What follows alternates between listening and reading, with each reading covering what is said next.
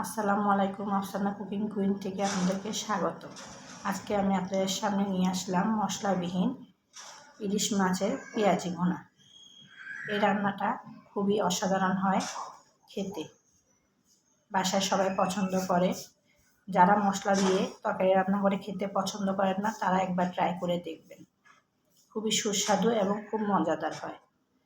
প্রথমে আমি ইলিশ মাছগুলো ভালো করে কেটে হলুদ এবং লবণ দিয়ে মেখে রেখেছিলাম। তারপরে আমি তেল গরম করে তার মধ্যে আমি একে একে মাছগুলো সব দিয়ে দিয়েছি।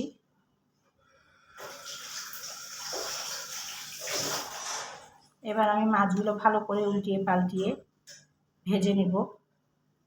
বেশি কড়া করে ভাজতে যাব না, তাহলে তিতা লাগবে, এবং হালকাও ভাজবো না, মোটামুটি যেন ভাজা হয় সেরকম করে আমি ভাজবো।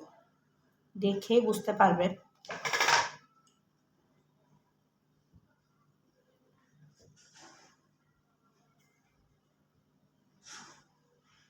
আমার মাছগুলো ভাজা হয়ে গেছে। এর মধ্যে বাকি তেলের মধ্যে আমি পেঁয়াজ কুচি দিয়ে দিব।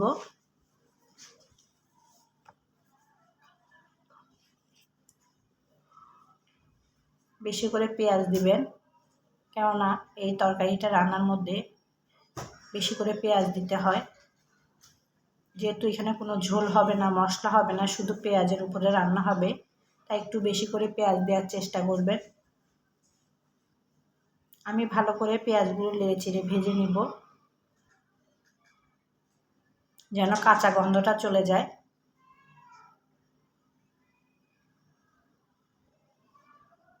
এর মধ্যে আমি কোনো মশলাই দিব না, কোনো মশলাই ব্যবহার করব না।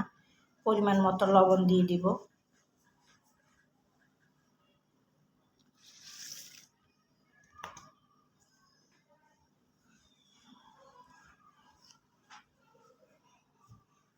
দিয়ে আমি ভালো করে মশলাগুলি ছাড়াই আমি এই রান্না করে দেখেছি বারবার। খেতে খুবই অসাধারণ হয়। আপনারাও রান্না করে দেখবেন। আশা করি আপনাদের কাছেও ভালো লাগবে। যদি ভালো লাগে থাকে আমাকে লাইক, কমেন্ট এবং সাবস্ক্রাইব করবেন, এবং পরবর্তী ভিডিও আপনারা কিসের উপরে দেখতে চান সেটা আমাকে জানাবেন। দেখতে পাচ্ছেন আমি পেঁয়াজগুলি কিভাবে ভেজেছি। যখন পেঁয়াজগুলি লবণ সহ মিশ্রণ হয়ে যাবে এবং পেঁয়াজগুলো নরম হয়ে আসবে, তখনই আমি কিছু টমেটো দিয়ে দিব। এখানে টমেটোটা দেওয়ার চেষ্টা করবেন। টমেটোটা না দিলে কিন্তু এই রান্নাটা মজা লাগে না। টমেটোটা দিলে এটার মধ্যে স্বাদ আরও বেড়ে যায়। আমি একটু লবণ দিয়ে দিচ্ছি।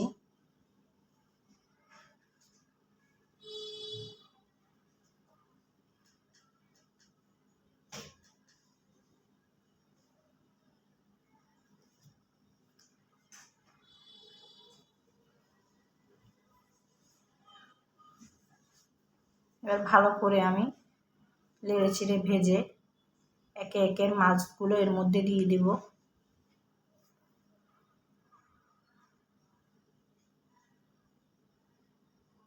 এবার পেঁয়াজগুলি এবং টমেটোগুলো ভালো করে মাছের সাথে মিশিয়ে দিব।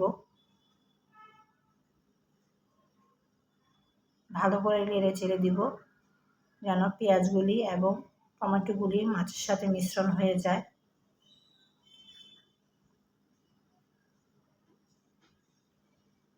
কিছুক্ষণ নেড়ে চেড়ে আমি ঢাকনা দিয়ে দিব।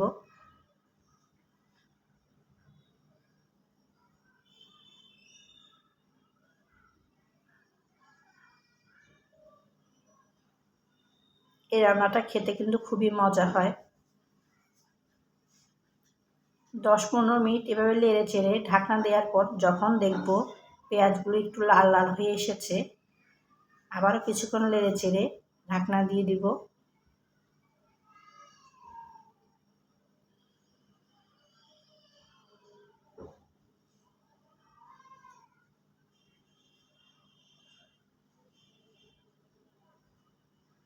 কিছুক্ষণ নেড়ে চেড়ে এর মধ্যে আমি কিছু ধনিয়া পাতা কুচি দিয়ে দিব।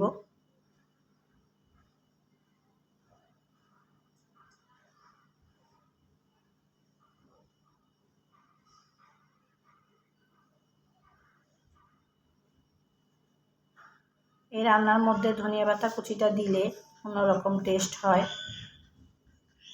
বাসায় কোনো মেহমান আসলে এভাবে রান্না করে দিবেন, তাহলে বুঝতে পারবেন মেহমান কিভাবে খাওয়া দাওয়া করে এবং মেহমান আপনাকে কি বলে সেটা আপনি নিজে থেকে শুনতে পাবেন।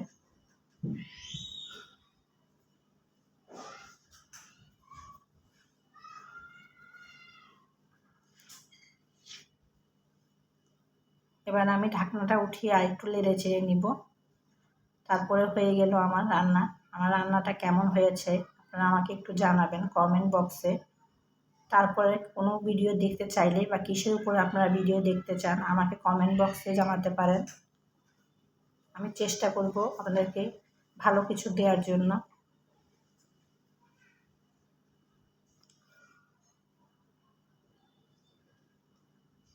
এই হয়ে গেল আমার পেঁয়াজি তরকারি, ইলিশ মাছের পেঁয়াজি। সবাইকে ধন্যবাদ, সবাইকে আল্লাহ হাফেজ।